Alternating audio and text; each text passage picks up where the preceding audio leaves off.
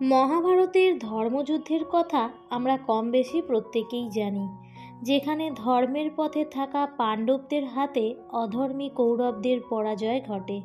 এই ধর্মযুদ্ধে ধৃতরাষ্ট্রের 100 পুত্রের মৃত্যু হয়।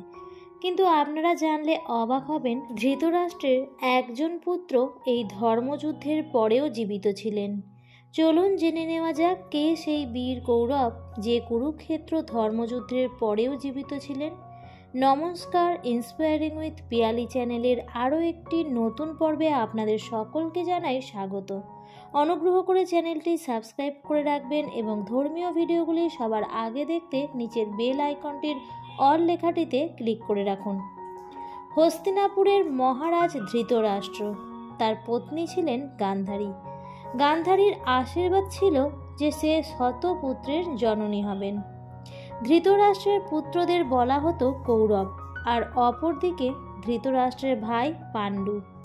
পাণ্ডুর 2 পত্নী কুন্তী ও মাদ্রী, তাদের 5 পুত্র। পাণ্ডুর পুত্রদের বলা হতো পাণ্ডব। দেখতে দেখতে অতিবাহিত হলো অনেক দিন। পাণ্ডু এবং কুন্তীর প্রথম পুত্র যুধিষ্ঠিরের জন্ম হলো, কিন্তু গান্ধারীর 100 পুত্রের আশীর্বাদ থাকা সত্ত্বেও তিনি কোনো সন্তান তখনও জন্ম দেয়নি। ধৃতরাষ্ট্র যখন শুনলেন পাণ্ডুর পুত্র হয়েছে, সে খুবই চিন্তিত হয়ে পড়লেন, এই ভেবে যে তার এখনও কোনো পুত্র হয়নি। তবে কি পাণ্ডুর পুত্রকে রাজ্যভার দিতে হবে? রাজ্য হারানোর চিন্তায় উদ্বিগ্ন হয়ে পড়েন ধৃতরাষ্ট্র।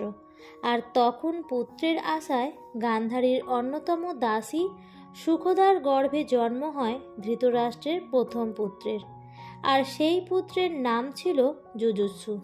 এরপর গান্ধারীও জন্ম দিলেন 100 পুত্র আর একটি কন্যার। ধৃতরাষ্ট্রের 102টি সন্তানই কৌরব নামে আখ্যায়িত হলো, কিন্তু গান্ধারীর পুত্ররা ছিল অধার্মিক। অপরদিকে সুখদার পুত্র ছিল ধার্মিক এবং নীতিবান।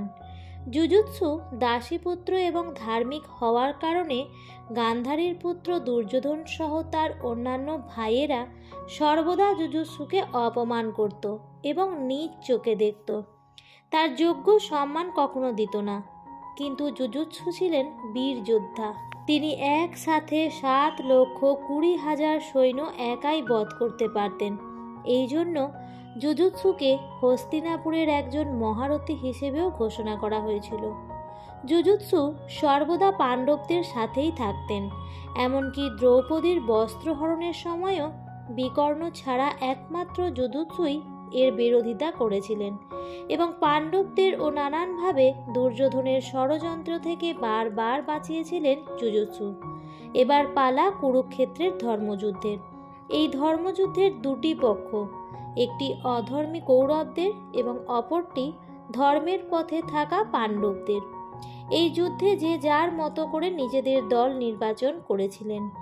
দুর্যোধনের ভাই বিকর্ণ ধার্মিক ছিলেন, কিন্তু যুদ্ধের সময় তিনি কৌরবদের পক্ষ হতেই যুদ্ধ করেছিলেন। ফলে বিকর্ণ তার অন্য ভাইদের মতো যুদ্ধে বীর গতি প্রাপ্ত হয়েছিল। কিন্তু একমাত্র যুযুৎসুই যিনি কৌরব হয়েও ধর্মকে ত্যাগ করেনি।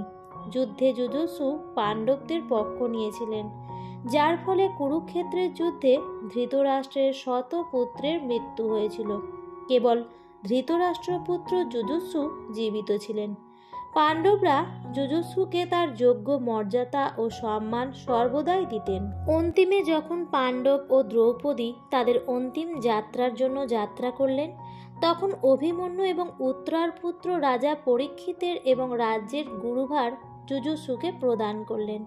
ধৃতরাষ্ট্রের এই পুত্রের কথা হয়তো কেউ তেমন জানে না, তবে ধর্মপরায়ণ এবং বীর যোদ্ধা যুযুৎসুর নাম মহাভারতে সোনার অক্ষরে লেখা রয়েছে। ভিডিওটি কেমন লাগলো অবশ্যই কমেন্ট করে জানাবেন, আর লাইক করবেন এবং শেয়ার করে অন্যদের জানার সুযোগ করে দেবেন। আর এই রকম আরও অজানা কাহিনী জানতে চ্যানেলটিকে সাবস্ক্রাইব করে পাশে থাকা বেল আইকনটির অল লেখাটিতে ক্লিক করে দেবেন।